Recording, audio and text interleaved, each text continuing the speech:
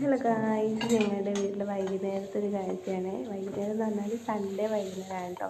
ഞായറാഴ്ച വൈകുന്നേരമാണ് ഞങ്ങളുടെ വീട്ടിൽ ഈ ഒരു കാഴ്ച കാണാൻ വേണ്ടി പറ്റുക. ഇപ്പം പലരുടെയും വീട്ടിൽ ഇങ്ങനെ ഒരു കാഴ്ചയൊന്നും ഉണ്ടാവില്ല. പക്ഷേങ്കിൽ നമ്മുടെ അടുത്ത് ഇപ്പോഴും ഇതൊക്കെ തന്നെയാണ് അവസ്ഥ.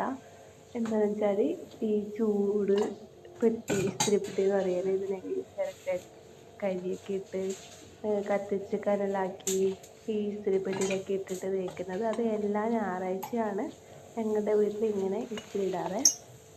അതാകുമ്പോൾ എല്ലാ ഡ്രസ്സും ഒരുമിച്ചിടാലോ. അതിന് വേണ്ടി സൺഡേ ആകുമ്പോഴത്തേക്ക് ഇത് കാത്ത് വയ്ക്കും.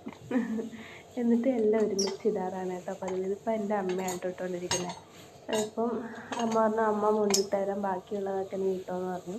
അപ്പോൾ കുറച്ച് കാലമായിട്ട് ഇപ്പം അങ്ങനെയാണ്. അല്ലെങ്കിൽ അമ്മ തന്നെയാണ് കേട്ടോ സൺഡേ ഫുള്ള് ഇടാറ്. ഇപ്പം ഇത് 2-3 ആഴ്ചയായിട്ടാണ് ഇപ്പം ഞാനും കൂടി ഇടുന്നത്. ഇതിപ്പോൾ ഇട്ടുകൊണ്ടിരിക്കുന്നത് ഞാനാണ് കേട്ടോ.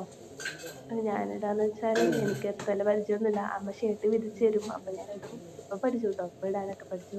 ഇത് നല്ല ചൂടുണ്ടെങ്കിൽ നല്ല വൃത്തിക്ക് ഇതത് ഊരി അതിൻ്റെയൊക്കെ ചൂട് എന്താ എടുക്കുന്നതാണ്.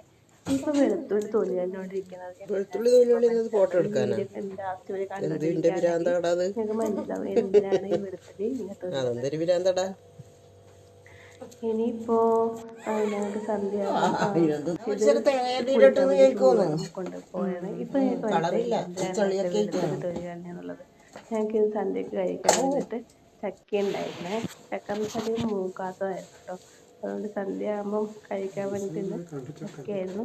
അപ്പൊ ഞാൻ കഴിച്ചോണ്ട്